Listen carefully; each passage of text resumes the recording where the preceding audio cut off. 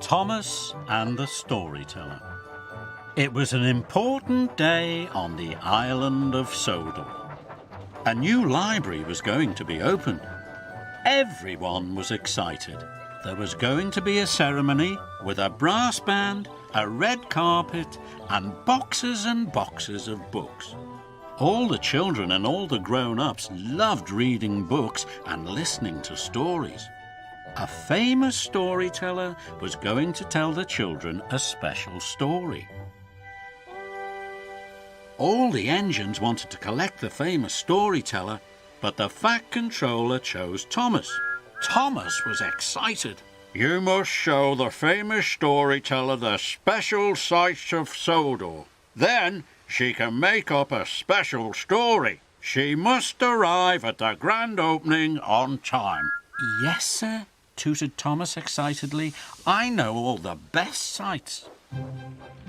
Thomas puffed over to Brendam Docks. He wanted to do a good job. Thomas arrived at the docks. He looked all around for someone famous, but all he could see was a lady with a notepad and a big box of biscuits.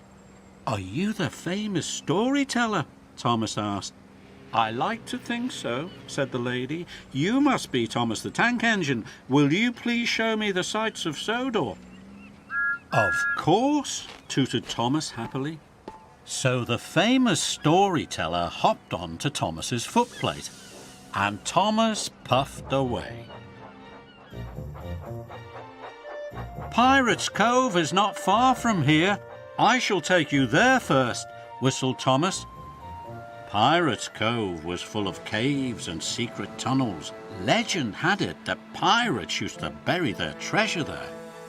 You could make up a jolly good story about pirate treasure, wished Thomas happily.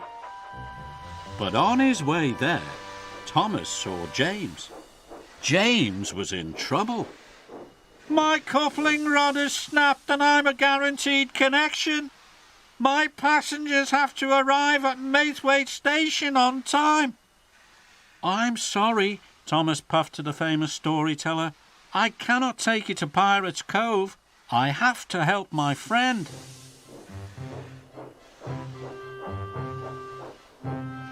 So Thomas buffered up to James and his passenger train and chuffed away. Thank you, Thomas, cried James. Thomas arrived at Maithwaite just in time. The ruined castle is just over the hill, said Thomas to the famous storyteller. Now I will take you there. Thomas puffed as fast as he could. The ruined castle had tall turrets and a great big door. The old kings and queens of Sodor used to live there. You could make up a jolly good story about kings and queens, puffed Thomas happily. But on his way there, Thomas saw Emily in a siding. She was looking sad. She was taking flour to the bakery, but her whistle had broken. It wasn't safe to work without it. I'm sorry, puffed Thomas to the famous storyteller. I cannot take you to the ruined castle. I have to help my friend. So Thomas buffered up to Emily and took her to the bakery. Thank you, Thomas, cried Emily.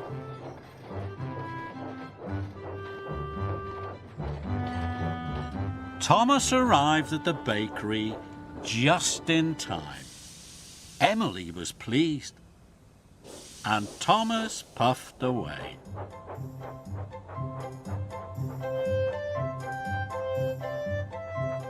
Misty Valley is not far from here, chuffed Thomas. Now I will take you there. He had heard Misty Valley was full of magic. You could make up a jolly good story about magic, puffed Thomas. But on his way, Thomas saw Percy. A river had flooded its banks.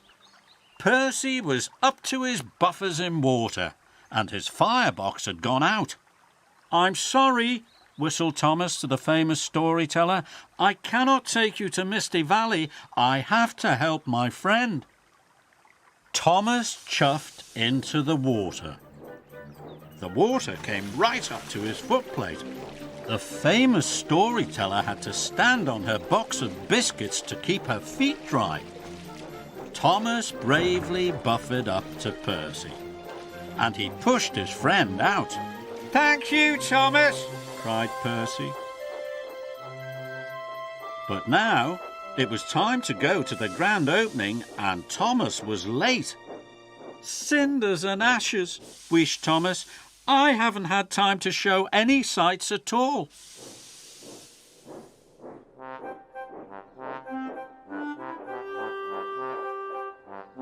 Thomas arrived at the new library station. The fat controller was waiting. "We didn't visit any sights," puffed Thomas sadly.